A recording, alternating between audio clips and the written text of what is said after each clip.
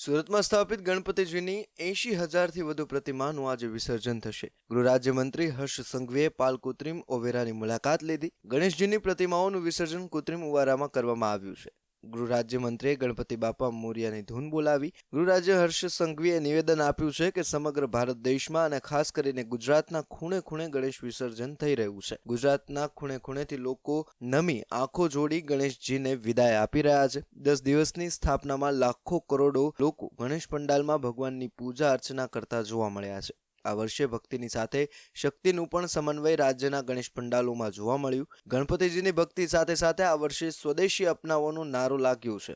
નવરાત્રિમાં જ મારા રાજ્યના વેપારીઓની દિવાળી બને તે પ્રકારનું આ સ્વદેશી આંદોલન ચાલ્યું છે। રાજ્યના તમામ નાગરિકો સ્વદેશી વસ્તુઓ અપનાવશે તેનો મને વિશ્વાસ છે। ગણેશ મહોત્સવમાં રાત દિવસ એક કરીને ભગવાનની પૂજા અર્ચનાનો તહેવાર શાંતિ માટે મહેનત કરી રહેલી પોલીસને પણ હું અભિનંદન આપું છું તેવું હર્ષ સંઘવીએ જણાવ્યું હતું।